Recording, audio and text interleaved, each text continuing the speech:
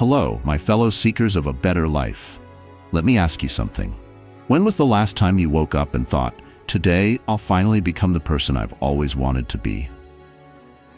Sounds dramatic, I know, but it's a question that changed everything for me. In just 1 week, I took 6 simple habits and turned them into the building blocks of a new, calmer, more intentional life. I get it. Life's demands feel endless, and we often think transformation requires some grand but Herculean effort. But here's the Stoic truth. Meaningful change isn't about conquering mountains. It's about showing up daily, starting small, and committing to what truly matters. As Marcus Aurelius once wrote, the soul becomes dyed with the color of its thoughts. So why not begin dyeing your days with actions that lead to clarity, peace, and strength? In this video, I'll walk you through the 5 habits that radically reshaped how I live. These aren't theoretical, they're lived experiences, some tough, some beautiful, but all deeply rewarding. From waking up early to limiting screen time, I'll show you how each step is rooted in the timeless wisdom of Stoicism and how you can make them your own. Grab a coffee, sit back, and let's dive into this together. But before we start, here's your challenge. Pick just one habit you'll try for the next 7 days. Tell me about it in the comments because I want to hear your journey too. Oh, and if you're serious about living a more intentional life, hit that subscribe button. Let's build this community of self-mastery, step by step. As Seneca wisely said, sometimes even to live is an act of courage. Let's live bravely together. Are you ready? Let's begin. Habit 1, waking up early. Dear friend, let me tell you something.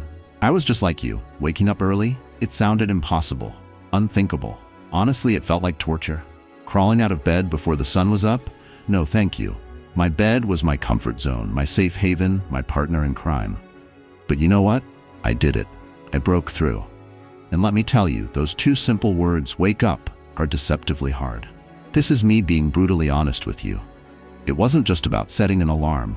It was about fighting every fiber of my being that wanted to stay in the warm embrace of my pillow. But the truth is, I only realized the power of this habit when the universe started sending me some very clear signals. I was stuck. My work was falling behind. My finances were slipping into chaos. My personal relationships, let's just say they weren't thriving. The harder I tried to fix things, the more they seemed to work against me. And as crazy as it sounds, it all came back to this one thing. I wasn't waking up early. Life felt like it was piling up, like a tidal wave about to crash down on me. So one day I decided to do something radical. I set my alarm for 5 a.m. and I told myself, this is the first step. If I can conquer this, I can take back control. And let me tell you, those first mornings, brutal. Every muscle in my body begged me to stay in bed. My mind played tricks on me. It's okay, sleep a little longer. You can start tomorrow. But I didn't listen. On day 3, something shifted. I woke up to an unfamiliar stillness. The world wasn't rushing, the notifications weren't buzzing, and for the first time in what felt like forever, I had space. Space to breathe. Space to think. And that's when I saw it. A sunrise. Not just any sunrise, but one that seemed to whisper, this is what you've been missing. The sky painted itself in colors I didn't know existed, and in that moment, I felt a wave of peace and gratitude wash over me. Waking up early wasn't just about getting a head start on the day. It was about reclaiming my mornings. It gave me time to reflect, to journal, to set my intentions, and to simply be before the world started demanding things from me. It was like I had unlocked a hidden superpower. So here's what I want to tell you. If you feel stuck, overwhelmed, or like life is working against you, try waking up early. Just for 1 week. Start small. Set your alarm 15 minutes earlier than usual. Use that time for yourself. Watch the sunrise, stretch, breathe, or even sit in silence. Those moments are yours, and they will change everything. As Marcus Aurelius said, when you arise in the morning, think of what a privilege it is to be alive, to think, to enjoy, to love. So take that first step. The universe is waiting for you. Will you answer the call? Habit 2, daily exercise. What I want to talk about next is exercise. Yes, you heard me right, exercise. And let me be upfront, this was not a habit of mine. Far from it. But you know what? Something shifted. Every morning, after waking up, I'd take a few moments to sit in stillness. During this time, my mind often wandered to the people around me, the way they were moving through life, the energy they seemed to exude. I started picturing successful people, imagining how they shaped their days. Then it hit me. Why do they do what they do? What's the secret? And suddenly it all made sense. These people weren't just lucky or naturally energetic. They were intentional. They prioritized their health, their mindset, their routines. And one thing they all seemed to have in common: they exercised. They made time for it, no matter how busy life got. That realization stuck with me. If they could do it, so could I. I made a decision, and I committed, not just to the act of exercising, but to the promise I made to myself. I told myself, starting tomorrow, I will move my body every day. No excuses, no procrastination. What happened next? Well, it wasn't easy. Day one was a battle. My body screamed with resistance, my muscles ached, my mind rebelled, and every fiber of my being told me to stop. By day two, it felt even worse. Everything about it seemed unnatural, like I was forcing myself into something that wasn't me. I wanted to quit. Oh, how badly I wanted to quit. But here's where the shift happened. I sat with my thoughts, calmed my mind, and reminded myself why I started. I refused to let the voice of procrastination win. I fought back against the part of me that whispered, "Just skip today. It doesn't matter." And then, before I knew it, day 3 came. And then day 7. And then something miraculous happened. I started to feel alive. Not just physically, but in every sense of the word. I felt stronger, lighter, and more connected to myself than I ever had before. Exercise didn't just make me healthier, it made me more joyful. I found myself letting go of negativity I'd carried for years. It was like a weight I didn't even know I had was being lifted. I could breathe deeply again, not just with my lungs, but with my soul. And here's something even more profound. Exercise connected me to the people in my life in ways I didn't expect. When I was healthier, I showed up better, for my friends, my family, and even for strangers. My energy was contagious, my confidence soared, and most importantly, I began to truly know myself. Through movement, I discovered my resilience, my patience, and my capacity to grow. Exercise became more than just a habit. It became a mirror, reflecting back who I was and who I could be. And as I moved, I started to understand others better too. Their struggles, their strengths, and their stories. So here's my promise to you. If you've ever felt disconnected from yourself, stuck in negativity, or lacking confidence, I want you to try this. Commit to just 1 week of movement. It doesn't have to be intense or perfect. Start with a walk, a stretch, or even dancing in your living room. Stick with it. Because what lies on the other side isn't just physical strength. It's the kind of transformation that connects you to the best version of yourself. It's a journey to self-discovery, to joy, and to freedom. As Epictetus wisely said, first say to yourself what you would be, then do what you have to do. You're stronger than you think. Start today. Your future self is waiting. Habit 3, journaling. Let me tell you something personal. I used to think journaling was pointless. Who has the time to sit down and pour their thoughts onto paper when life is already overwhelming? That's what I believed. I thought journaling was for poets, philosophers, or people with too much time on their hands. But then, life had other plans. I found myself in a storm, stress at work, tension in relationships, a nagging sense that something was missing. No matter what I did, my mind felt like a tangled web of emotions, unspoken words, and unanswered questions. One night, out of sheer frustration, I grabbed an old notebook lying around. I opened it, put pen to paper, and something inside me whispered, "Just write." At first it felt awkward. What was I supposed to write about? My day? My frustrations? My fears? It felt silly. But I didn't stop. I wrote exactly what was on my mind. Messy, unfiltered, raw. And then it happened. With every sentence, I felt lighter. My thoughts, once chaotic and overwhelming, started to make sense. It was like untangling a knot that had been tightening for years. From that night on, journaling became my sacred ritual. Every evening, I'd take 10 minutes, not for anyone else, but for me. I'd write about what made me laugh, what made me angry, what I dreamed about, and even the things that scared me. Some nights, it was just a stream of consciousness, a flood of words that poured out like water, breaking through a dam. Other nights, I reflected deeply on a specific moment, like a conversation that stayed with me, or a decision I couldn't stop replaying in my head. And then came the breakthroughs. One entry at a time, I started noticing patterns in my thoughts and behaviors. I saw the same fears holding me back, the same small victories I'd been overlooking. I began to connect the dots between what I was feeling and what I was doing. One night, I remember vividly, I wrote about a difficult day at work, every frustration, every hurtful word. But as I wrote, something shifted.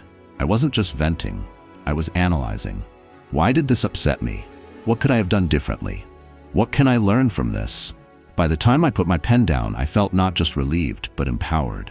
But journaling wasn't just about untangling problems. It became a way to celebrate life's small joys. I started a gratitude section where I wrote down 3 things I was thankful for every day, no matter how simple. A stranger's smile, the warmth of my coffee, a quiet moment under the stars. Slowly, gratitude shifted my focus from what was missing to what was already there. The most beautiful part? Journaling brought me closer to myself. It became a mirror, showing me who I was beneath the layers of busyness and noise. I found strength I didn't know I had, desires I had ignored, and a peace I thought was out of reach. So here's my challenge for you. Tonight, grab a notebook and a pen. Don't worry about what to write or how to make it perfect. Just start. Write about your day, your feelings, your dreams. Write what hurts, what excites you, what you wish you could say out loud. Let it all flow, because journaling isn't about the words on the page. It's about the connection it creates between you and your true self. It's about finding clarity in chaos and creating a safe space to be completely honest without judgment. As Epictetus once said, know first who you are and then adorn yourself accordingly. Through journaling, you'll discover who you are and who you're meant to become. So, will you take the first step tonight? The page is waiting. Let it guide you. Habit 4, mindful eating. Let me ask you something. When was the last time you truly tasted your food? I mean, really tasted it. Felt the texture, savored the flavor, let it linger on your tongue? If you're like me, that probably feels like a distant memory. For years, I ate like I was on autopilot, rushed, distracted, barely aware of what I was consuming. Food was fuel, nothing more. But then life nudged me awake. My body felt sluggish, my mind foggy, my energy levels non-existent. Something had to change, and the answer was surprisingly simple. I needed to start paying attention. The first time I tried mindful eating, it felt strange. I cleared my table of distractions. No phone, no TV, no laptop, just me and my meal. Before I took the first bite, I paused, took a deep breath, and looked at my food. What does it smell like? How does it look? And then I took a bite. That bite, it was like experiencing food for the first time. I noticed the crunch, the sweetness, the way it melted on my tongue. It wasn't just a bite. It was a symphony of flavors and sensations. And for the first time in years, I felt connected to my body, to the moment, and yes, even to my food. This simple act of paying attention began to transform me. Meals became moments of peace, not just a rush to get through. I started noticing how certain foods made me feel, how fresh, whole foods gave me energy, while processed junk left me bloated and tired. Slowly, I began to choose foods that nourished me, not out of guilt or pressure, but because I wanted to feel good. One moment stands out vividly. It was a cold morning, and I made myself a simple bowl of oatmeal with honey and a sprinkle of cinnamon. Normally, I'd scarf it down while scrolling through emails. But this time, I sat at the table, hands wrapped around my warm bowl, and took my time. Each bite was a revelation. The creamy texture, the subtle sweetness of the honey, the warmth of the cinnamon. By the time I finished, I felt not just full, but fulfilled. Mindful eating also taught me something powerful, the connection between food and emotions. I started recognizing when I was eating out of boredom, stress, or sadness. Instead of reaching for snacks, I'd pause and ask myself, am I really hungry, or am I looking for comfort? More often than not, I wasn't hungry at all. And that awareness, it changed everything. But mindful eating wasn't just about the food. It became a metaphor for life, about slowing down, paying attention, and finding joy in the simplest of things. It reminded me to appreciate what's in front of me, to savor each moment as it comes. So here's what I want you to do. The next time you eat, pause. Remove the distractions. Take a deep breath. Look at your food, smell it, and take that first bite slowly. Feel the textures, taste the flavors, and notice how it makes you feel. Because food isn't just nourishment for your body, It's a way to reconnect with yourself. It's a chance to slow down, to ground yourself, and to remember that even in the chaos of life, there is beauty in the small, simple moments. As Marcus Aurelius said, when you arise in the morning, think of what a privilege it is to be alive. To breathe, to think, to enjoy, to love. I'd add this: to eat, to savor, to be present. The next meal you eat can be transformative, if you let it. So, will you take the first bite? Habit 5. Limiting screen time. Dear friend, I've shared 4 of my life-changing habits with you already. Now I want to talk about the 5th and final one: limiting screen time. I used to think that being glued to screens was just part of modern life. Isn't that how we live now? I didn't deny it, and I participated like everyone else. Screens became my lifeline, my daily companion, my source of everything. But here's the truth: I was addicted, and worse, I didn't even realize it at first. I had convinced myself that it was all perfectly normal. But one day, I faced a stark realization. My dependence on screens was taking over my life. I wasn't fully living, I was merely existing, reacting to every notification, every dopamine hit from the next scroll, the next video, the next like. And then it hit me. The most beautiful and meaningful parts of life aren't found on a screen. They're found within. True joy, I discovered, comes from turning inward, from healing your own wounds, from living a life rooted in virtue, guided by kindness and fueled by genuine connection. It's found in speaking to others with sincerity, showing love without condition, and cultivating balance in all your relationships. I began to practice this in the most important relationships in my life. I spoke to my wife with words of tenderness, of love, of appreciation that I had too often left unsaid. I spent more time with my children, not distracted by a glowing screen, but fully present, listening to their laughter, their questions, their dreams. I poured myself into my work, rediscovering the passion I had for it, knowing that I was chasing a goal that truly mattered. Screens? They became what they were always meant to be: a tool, a support, not a master. By setting boundaries around how and when I used them, I began to find a sense of balance I hadn't felt in years. I wasn't running from screens, I was reclaiming my time, my focus, and my relationships. One evening, I sat quietly and asked myself a simple question. Why do so many wealthy or successful people retreat to nature?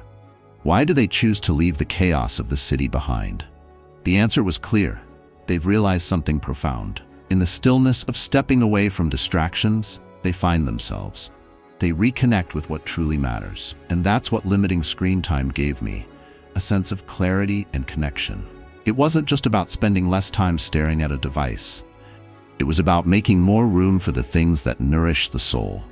Meaningful conversations, personal growth, and the quiet beauty of simply being alive.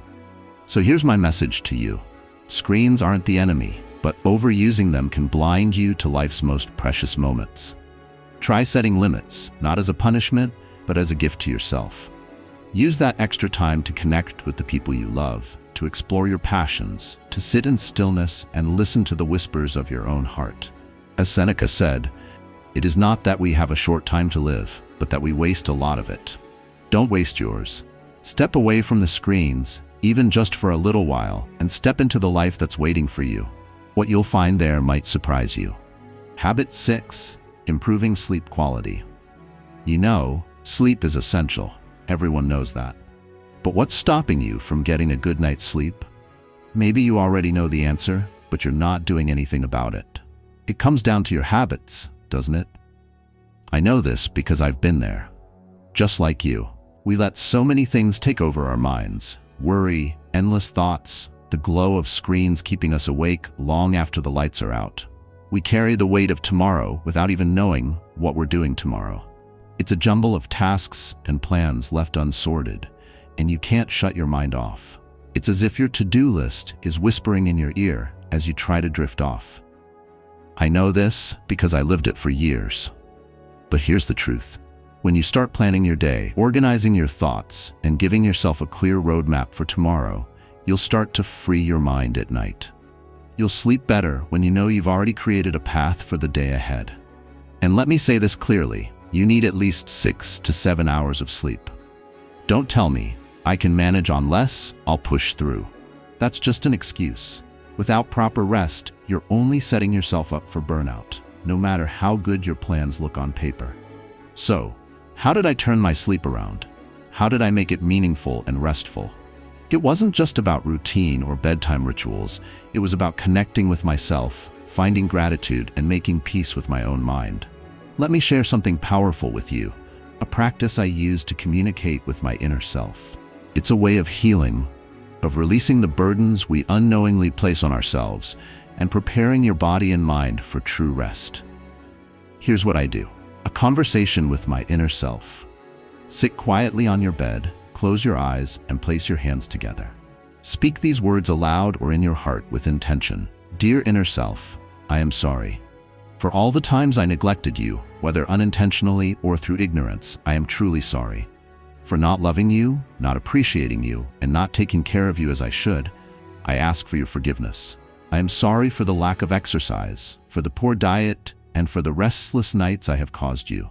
I am sorry for the stress, the perfectionism, and the pressure I have put on you to meet impossible standards. But today, I recognize these patterns. I see them clearly. And today, I choose to let go. I release the energy that doesn't serve us, the worries that don't bring peace, and the habits that don't bring joy. From this moment on, I commit to caring for you. I will nourish you with healthy food, exercise daily, and ensure you rest well. I will speak kindly to myself, live with positivity, and trust in the strength within us. You are beautiful, capable, and deserving of health, happiness, and success. I commit to rediscovering you and honoring you each day. Thank you for everything you've done for me. I love you deeply. End by gently patting your shoulders, saying, Dear inner self, wake me up at 5 a.m. Repeat this 3 times with conviction and belief. Try this practice tonight. No alarms, no screens, just you, your words, and your intention. You'll be amazed at the power of connecting with yourself, grounding your mind, and allowing your inner self to guide you. Sleep isn't just about rest, it's about renewal. When you honor your mind and body, you're setting the stage for not just better sleep, but a better life. So my friend, make the commitment. Speak to your inner self, find gratitude, and let go of what doesn't serve you. Because when you wake up rested and at peace, you'll finally understand the magic of a good night's sleep. Dear friend, here we are at the end of this journey together.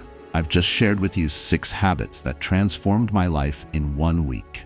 Yes, just 1 week. And it was enough to change the trajectory of how I live, think, and feel. But now the question is, can it do the same for you? That, my dear friend, is entirely up to you. It depends on your perspective, your willingness, and ultimately, your choice. I'm not here to tell you what to do. I'm here to share what worked for me. And as someone who is 70 years old, let me tell you this. These habits aren't just good ideas, they're gifts. They're practices that have brought me clarity, peace, and a sense of purpose. Now, if you're still here, listening, watching, or reading, that tells me something important. This message has touched your heart in some way, and for that, I am deeply grateful. If you haven't already, I have a small favor to ask. Please subscribe to my channel and help me reach my first milestone of 1,000 subscribers. It's a small number, but to me it means everything. If you do subscribe, leave a comment with the number 1 so I know you're with me on this journey. And as a thank you, I'll send you a personal email, something thoughtful, something just for you, because I believe in the power of connection. Do it not for me, but for the values we've been talking about today, for the pursuit of virtue, for building a community rooted in kindness and growth. Your support would mean the world to me, and I promise to continue creating content that inspires and uplifts.